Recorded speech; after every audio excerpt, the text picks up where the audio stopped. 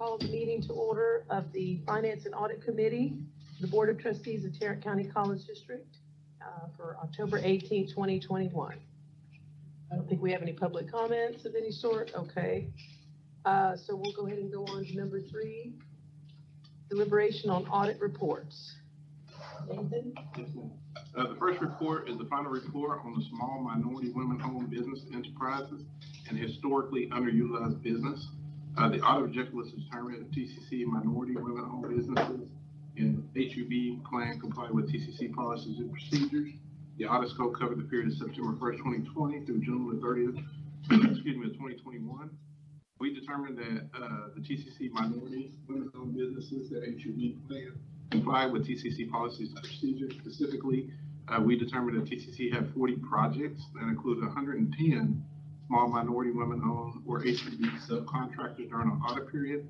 We selected a non-statistical judgmental sample of the 5 largest projects from the population of 40 projects during the audit period. We reviewed all of the small minority women-owned and HUB subcontractors, which was 44 from the 5 largest projects, to determine if TCC minority women-owned business and HUB plan comply with TCC policy procedures. We also reviewed these certifications from the subcontractors, make sure that they were certified through the North Central Texas Regional Certification Agency, the State of Texas HUB, DFW Minority Supplier Diversity Council, or the Women Business Enterprise Southwest. We also reviewed the contractor reports to determine the amounts paid to the minority women-owned business enterprises or HUB subcontractor firms. We did not identify any issues. What we did identify during the audit, as you see on page 4 in the other matters, we did review the TCC minority women-owned HUB program policy. We did determine, speaking with the business procurement here at TCC, it didn't have a date, effective date, and they did update it during the course of the audit, so no further action was required. Any questions or comments? So thank you for that. Dr. Morrison, I want to thank you for joining this committee, and I know Mr. Hornsby as well. So I'm sorry I didn't go over. What he'll do is just, of course, read through all of these, do a presentation. We can ask whatever questions that we might have for clarification as a group. Discuss that. So, yes. The next tab is tab B, is the second report, the draft report of the Board of Trustees expenses.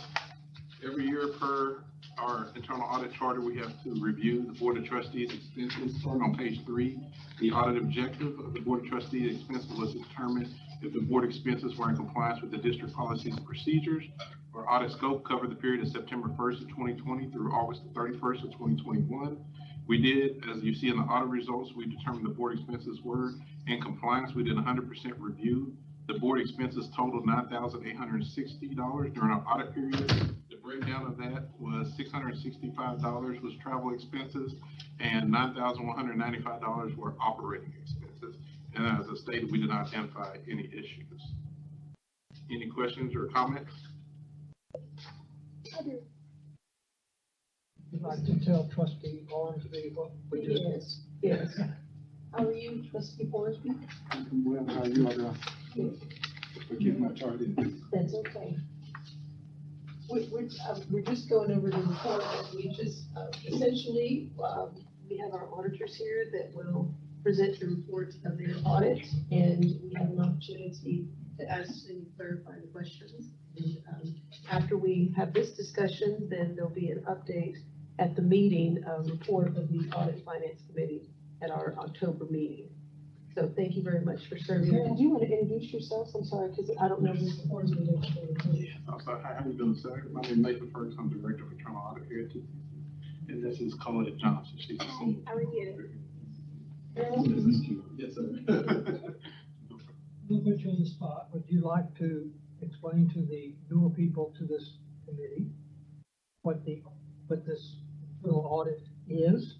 Or I can. The law requires that public institutions such as ours have an internal auditor, and this is governed mostly by the law of what his duties are. And what happens is that each year, we're fixing to do this, there will be an audit plan, which we're fixing to summarize. Each year, there's a plan, an audit plan, and the subjects of the audit,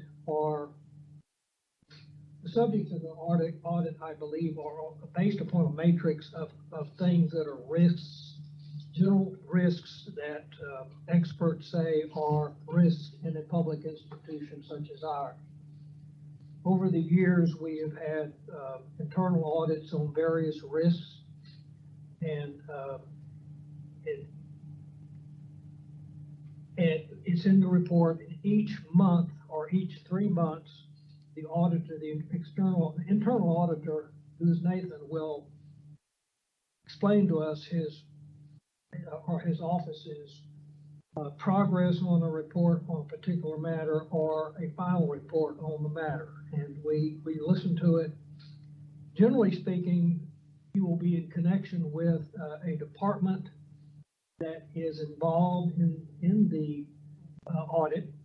And that person, the provost or the head of the HR department or whatever is being audited, will be here. And recommendations will be made by the auditor if he finds some things that need to be updated or not right. And that department chair or that department will agree or usually agrees to it, or if they don't agree, they'll have a discussion about it. And that happens every 3 months or so. And we accept it, and then we make a report to the board. As I say, what Nathan is fixing to do is talk about the new audit plan, and the new subjects will be what are in the matrix of risks. We're at any time can ask, I think this is a risk, we need to have an investigation on this, or not an investigation, an audit on this, and we can agree on yes or no on this particular area. Does that kind of explain it? Yes, sir. It's sort of a new thing for two of you, and I've done it before, so. Thank you, sir. Okay. Thank you for that. Mm-hmm. Do you have any questions, Dr. Morrissey? Okay. Do you want to add anything, Carol? Do you want to add? Okay, thank you. All right. We go to tab C. We're starting to talk about the fiscal year 2022 audit plan, starting on page 2. The development of the audit plan, it covers the period of September 1st, 2021 through August the 31st, 2022. What we cover, as Mr. Greenhill just discussed, we do a risk assessment over the TCC operations, and basically we look at the 10 bullet items there on page 2 of the areas that we conduct a risk assessment through different departments at TCC. And when we come up every year on page 3 is the audit plan. This is the results of our risk assessment, which we believe there's a high risk. Doesn't mean that there's necessarily an issue or a finding, that we just believe that based on our risk assessment, we need to review these areas. And again, as Mr. Greenhill pointed out, we're always open to different ideas or suggestions that we may need to look at. So based on what we have so far, the internal audit plan for fiscal year 2022, starting on page 3, we believe that we do want to look at the disaster recovery review. And the reason why we want to look at it, based on prior audits we have identified some internal control weaknesses. In addition, an external audit was conducted in that department, and they identified some issues as well. So we believe that taking another look in this area is definitely pertinent. And the other item, the second we believe we want to look at, is the purchasing card transactions. We have, again, identified internal audit through audits and investigations. We have identified some fraud and some concerns through purchasing card, and based on the volume of the transaction here at the district. That's the second item we believe we need to review. The third item we want to look at is faculty credentialing. We have not reviewed, when I say we, internal audit has not reviewed this area before, and we definitely believe it's an important area to review to ensure compliance with accreditation standards. And then the fourth item we want to review is the Board of Trustee expenses as required per our internal audit charter. And then obviously the other services and duties that we'll have to perform, definitely follow up on review and audit recommendations through other audits, investigations as needed. We also administer the TCC hotline complaint throughout the year. Of course, we have to develop another annual risk assessment audit plan for next fiscal year. We have to do an internal audit department annual self-assessment every year. Obviously, we have to issue our annual internal audit report, which goes out to those folks down in Austin, which is the Texas State Auditor's Office, and we also have to post it on our website. Is there any questions or comments or suggestions, ideas for the fiscal year 2022 internal audit plan? I have a question about faculty credentialing. Yes, sir. That's become a topic in a lot of our meetings. But I think I just heard what you said was your auditing will be in regard to our accreditation. Yes. Our accreditation, because I understand that our provost is looking at some other credentialing issues. Okay. Is credentialing, what is credentialing? Yeah, credentialing is the process of hiring the faculty, making sure they're qualified and things of that Yeah, sort. okay. So there has to be a process, and B, are they This has hired? nothing to do with tenure or? No, sir. Okay, It's just more about the process of The hiring. process of, okay, so you'll be working with provost office? Yes, I'll reach out to Dr. LeBlanc and see if she has any questions, as you said, some concerns, so that way if we need to focus on a particular area, we can focus on that too. If I may, Dr. LeBlanc's office is currently working on an overhaul of DC local and DC regulations. And those are the policies and regulations that deal with faculty credentialing and advancement in rank. Tenure is actually another policy. That is being worked on right now with the JCC and with the BPAA Council, as the BPAA Council is the body that's tasked with reviewing every year when faculty are joining the college or when they're being presented for advancement in rank. Let me what BPA mean? I'm sorry, Vice President of Academic Affairs. Okay. Each of the campuses has one, and they all meet as a committee of the whole, so that we can be sure that the decisions that are being made are consistent across the entire district. But this audit is not, you're not coordinating, I mean, this is a different kind of audit. Yeah, this is gonna be more focused again on the process and make sure that, A, we have a process, I'm sure we do, and B, are they following the process on hiring qualified individuals? So you need to talk to the provost. Right. Okay? Yeah, All right. and I'll Thank you. reach out to her before we start the audit. Okay, Yes, sir. yeah. And largely, the credentialing that's set forth in that policy is what's required according to SACS. Yeah, okay.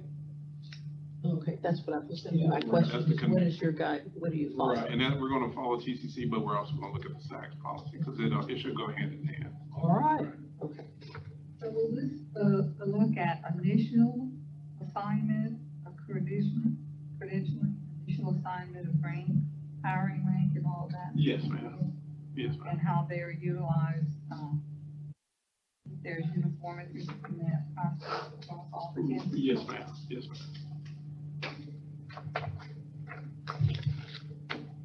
So when you identify the questions that you'll be asking or looking at, is that something that this group would have access to?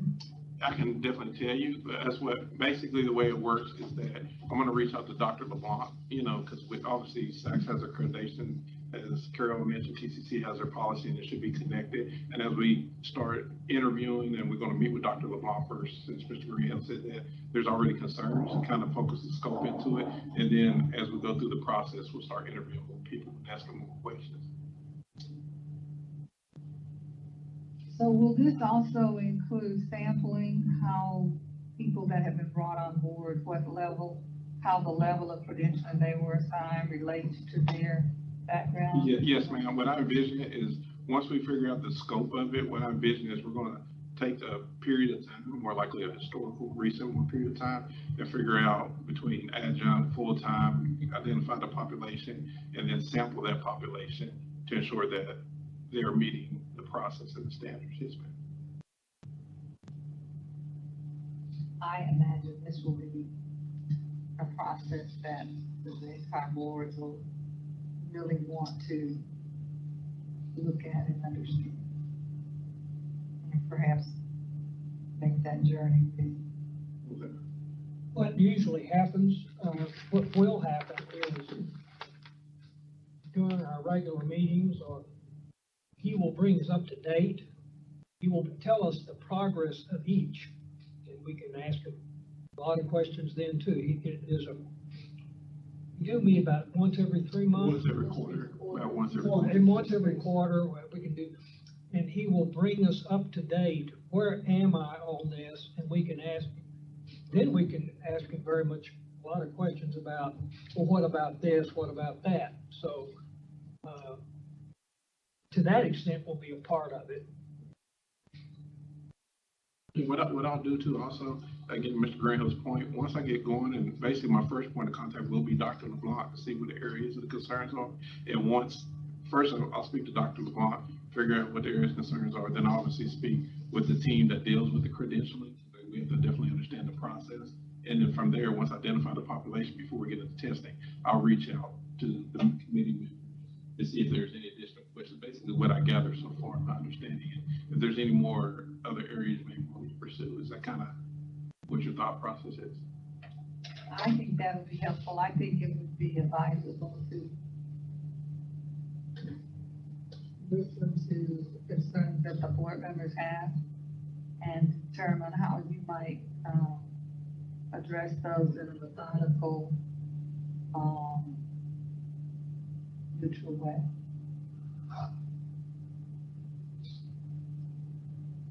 Otherwise, you might get down the path and someone will say, well, you didn't get the right answers because you didn't ask the right question. And we will be the representatives who will ask those questions. I understand that. Yeah, that's what I'm saying. We need to be The board informed. should have the opportunity to give input to the initial process or have their ideas considered, or I suspect you will get to a point where their issues will have not been addressed and won't have been validated or invalidated, and they might still exist. Right. So what I'll do to cover that area, when I get down that road, after doing the interviews and the process and gaining understanding, I'll reach out to the board members here and explain the area I'm going to and where kind of my methodical process is going. And if you have any questions or concerns, I'll put it in the email. You can email me back, and then obviously we can make sure we're all on the same page. So are you thinking more along the lines of before the process starts, Dr. Morrison, versus getting the process started? Are you thinking? Well, I think at our last board retreat, the chancellor mentioned that we might address this in our February retreat. Whatever it is, I just think we need to know what the questions and the concerns are. And those need to be considered at the beginning of the audit process so that they can be looked at objectively, rather than have them come up again after the audit process and have not been addressed. So how is the best way that we can do that, Carol, within a meeting format? Because we don't want to obviously wait until February, right, when we're all together to discuss this. We want to be able to give him some starting points. So I think that Dr. LeBlanc hopes to bring to the board in either November or December the proposed revisions to DC local and the DC regulation. At that time, I imagine what she would do is start off by giving you an understanding of the SACS requirements for placement in rank and advancement in rank, and then kind of walk you through how the policy is being tweaked at this time. And since that's exactly what Nathan will be auditing and addressing, I think at the point where you're being asked to look at that policy, the revisions to the policy, that might give you the grounded basic information you need. then we can pose those questions and say, this is what we'd like. So let me just be clear that one of the issues that I hear is that there is no parity in the placement of incoming faculty across racial and ethnic lines.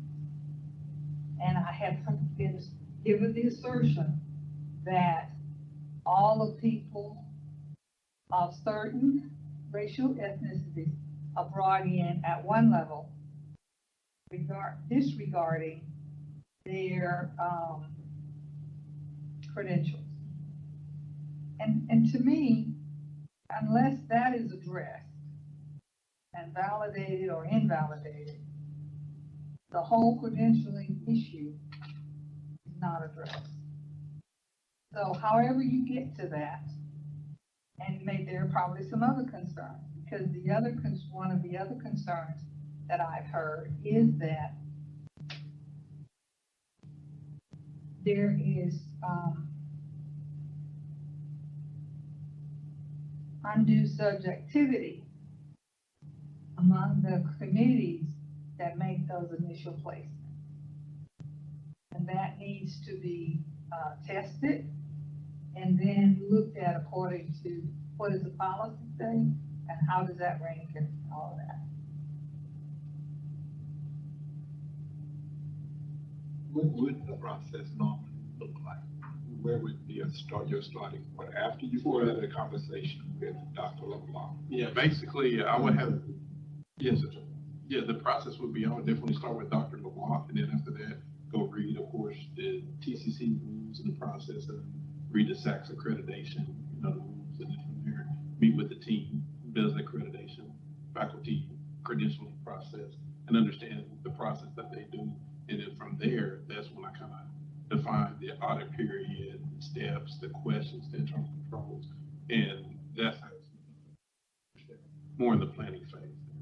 And then after that, you go and test, and that's where I get the list of faculty, because more likely it's going to, I imagine it's going to be, let's say I do last year's audit year, last year's fiscal year, and I'll probably get with HR request a list of full-time faculty, adjunct faculty that were hired during this period of time. They would give me a list, and then from there, based on interviewing the faculty credentialing team, they would tell me, hey, we bring them on, we go to HR, we validate their transcripts or whatever the case may be. And then once I understand that process, that's when I get the population, pull the sample, and then run it through that kind of checklist.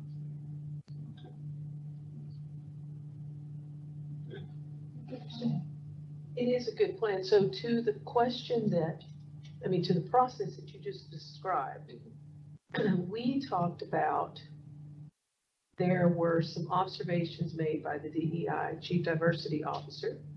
And so how will that evaluation or assessment play into what you're talking about? Well, what I have to do is reach out to the Chief Diversity Officer and see what the issue is, especially with Dr. Morrison was explaining a little bit of the undue subjective and the pay and the credentialing. So basically all I have to do is, what is the issues? What are the policies around those issues? And then how does it connect to, I guess that's which is to Dr. Morrison's point, and I think is that, there's some things that we have discussed, right, that we feel are very important to this about assessment that you're going to do. Right. How is that going to be communicated to you early on, rather than you go down the process, go down a few months, and then we're like, well, I didn't ask that, and because I didn't know. So that's what I think we're trying to get to. And what I plan to do, just to kind of circle back during the planning phase, and that's kind of getting back to when I'm interviewing Dr. LeBlanc, when I'm interviewing the faculty credentialing to get an understanding of the process.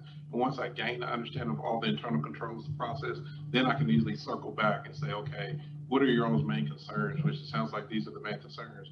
Then I can cross-reference it to policy. And even though I might go out there and do the sample and interview the Chief Diversity Officer and listen to their concerns, and I go out there and obviously we have to identify a population, pull the sample, test it against the criteria. But then even though it might meet the criteria and everything be okay, but there's some underlying issues that I still may see, we can still bring that point out saying, okay, yes, XYZ faculty were good, they're hired, they went through the right process, everything's good. However, there's still a big, out of the population, there might be a big disparity of, adjunct faculty for I see from the pay compared to over here. It doesn't say there's an issue, but the facts are what they are. Then it kind of brings up that conversation saying, I addressed it, here it is, and it's almost, you got to figure out what you want to do with it. Did that kind of answer And your then question? what happens is, the provost will come, or whatever the leader is, they will have a meeting about that, and they will either, okay, we agree with this, and this is what we're gonna do, and that's when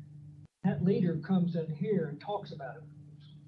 That's my experience, right? And we can often ask questions. Yeah, we can ask questions, and it's not the,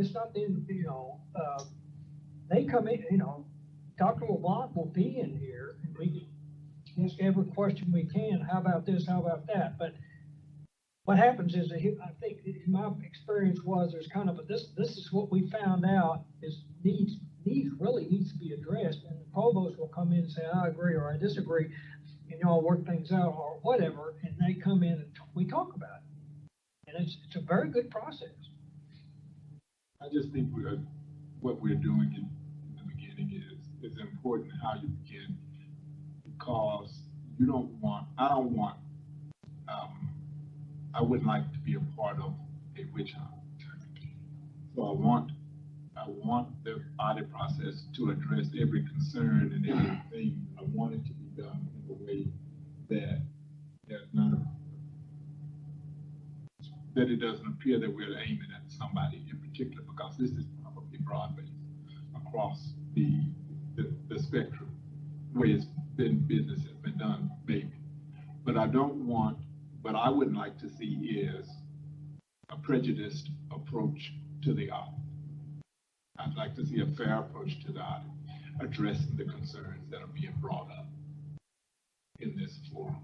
And if we're talking about a group of ethnic minorities that are being unduly subjected to it, then that's the population that has to be looked at and addressed more so than everybody else. But may find out it's not just that a minority, it may be somebody else that's named Glory and another group that are subjected to the same thing. Right.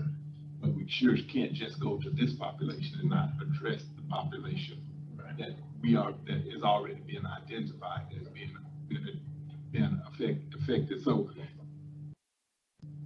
not a shotgun, but you don't need just a single bullet gun. So in my understanding, that's why this issue is an internal audit issue rather than an evaluation department issue. Because the structure of the internal audit is objective and, neutral. So that's.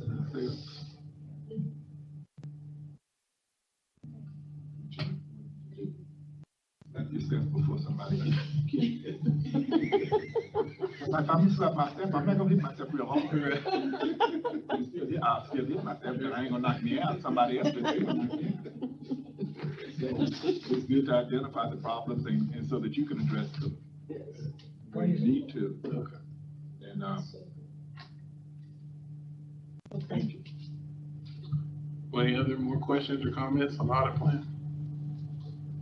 We need to accept any of your reports. Yes, sir. The audit plan and the next report, you'll definitely need to accept. Oh, then we have another report. Yes, sir. Oh, okay, I'm sorry.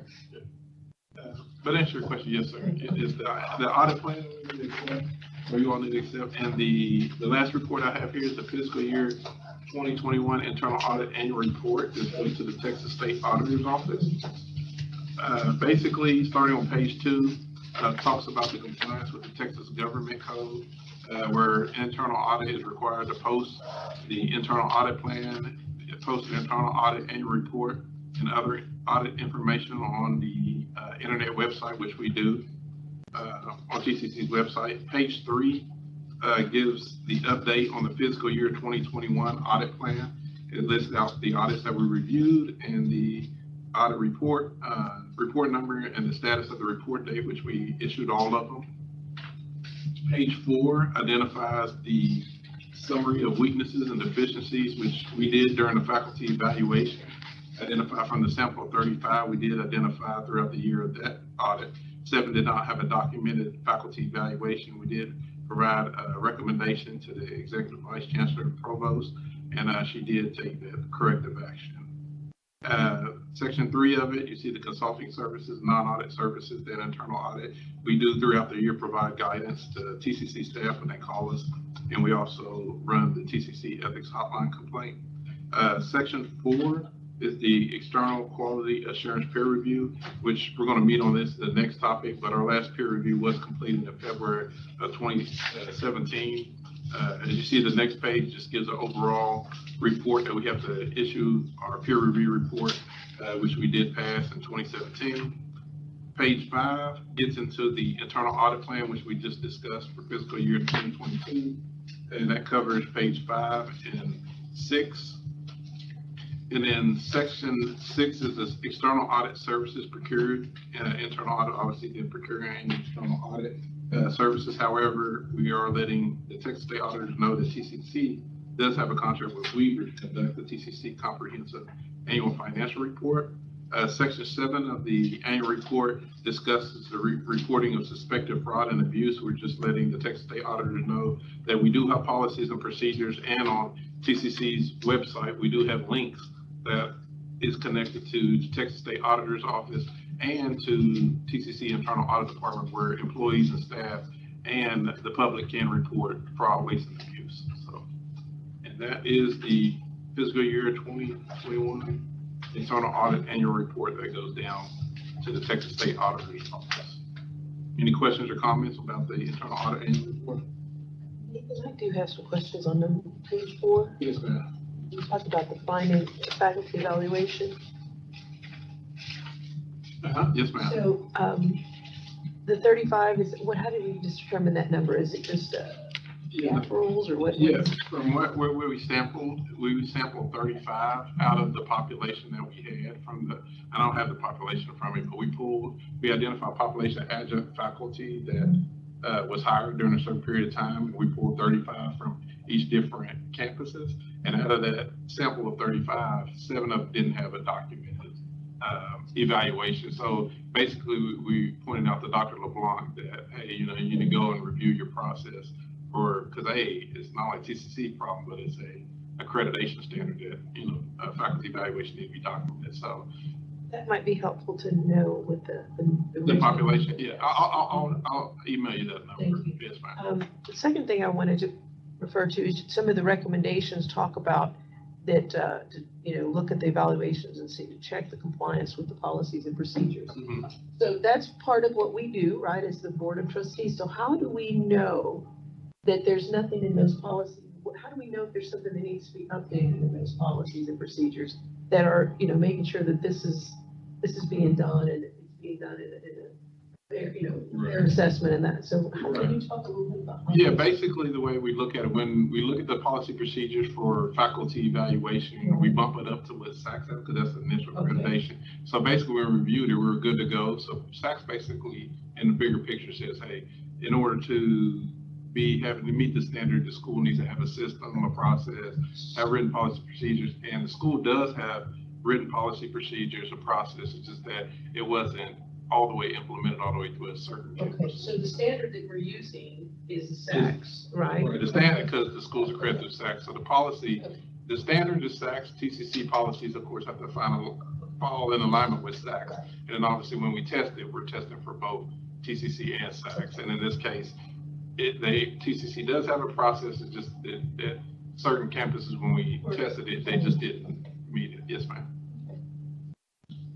So, when you say on the implementation status, Mhm. was it that those 7 were corrected?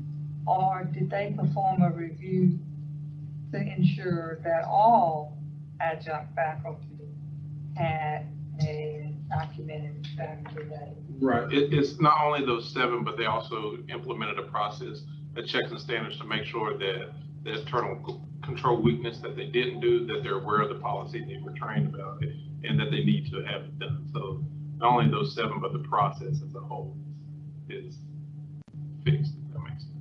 Yes, ma'am.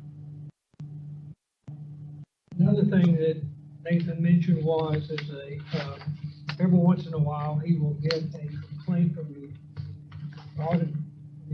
comptroller about something that's going on. There's a complaint, there's a line, a way you can make a complaint and hotline. We've talked about that, but I don't know who, we used to get those, but I Yes. don't know if we should get them or. Yes, sir. What happens is, we have two processes to get the hotline complaint. If individual reports to the Texas State Auditor's Office, usually it'll go to them, they'll, obtain the written complaint and send it to me, and then usually I'll send it out to everybody when I do receive a hotline complaint from the Texas State Auditor's Office. And the other way I get it is from our third-party service provider, where individuals can report a complaint and it comes strictly to the Internal Audit Office. So either way, we have a process to intake hotline complaints. Yes, sir. Then you review the. We would do, if either way, we would do the investigation specifically for the Texas State Auditor's Office. They'll write a report to me of the complaint and the information, and basically they give me 90 days, which is 3 months, to conduct the investigation and provide the written report back to the Texas State Auditor's Office.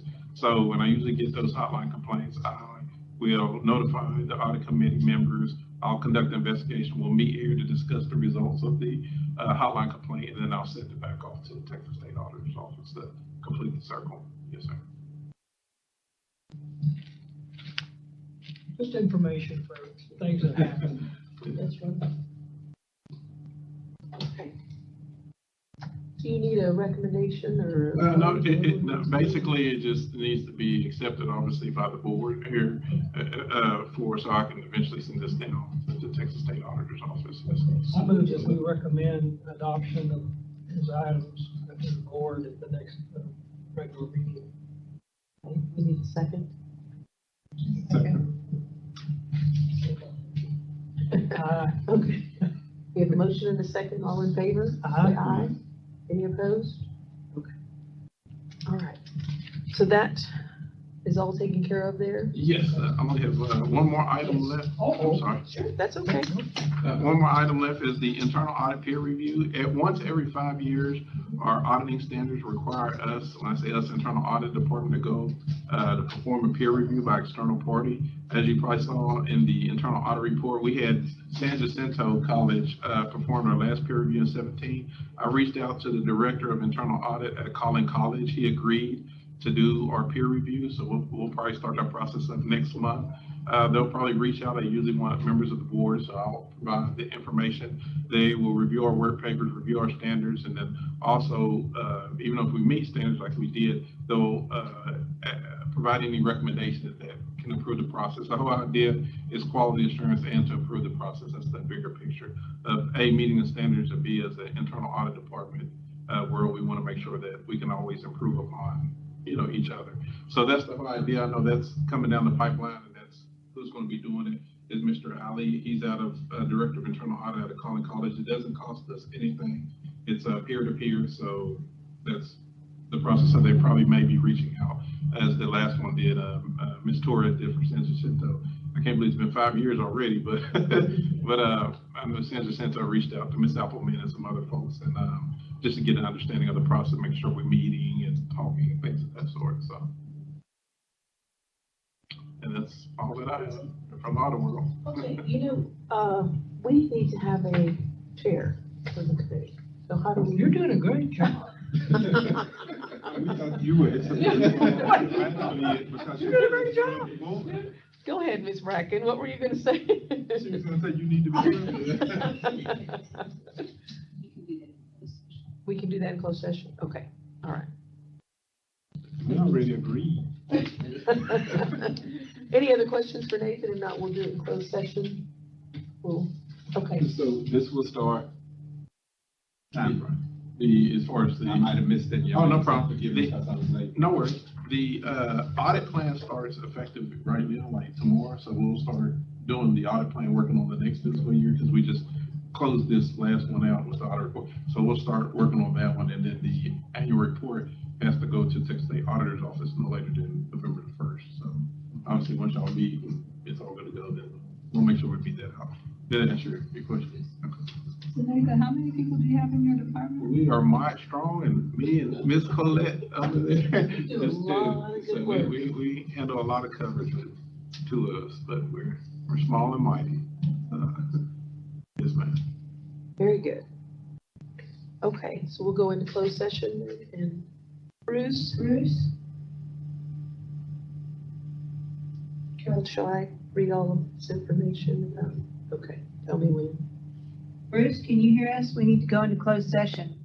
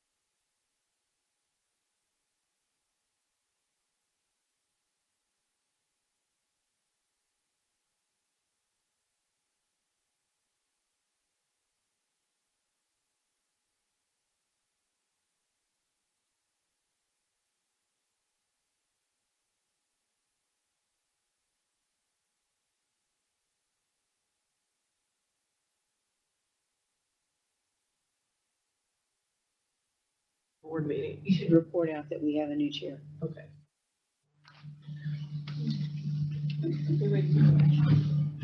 That's what you get from going to AC. It's power, you know. I get more pay. Yeah. No zero change. Watch that they already are tonight. Isn't it? Yes, sir.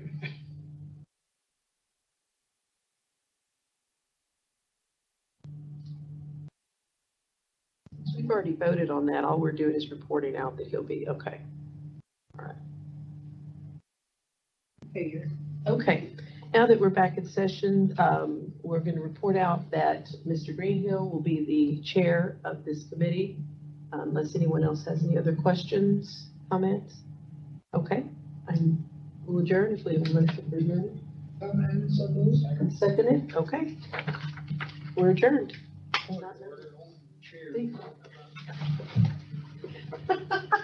I'm the chair. You're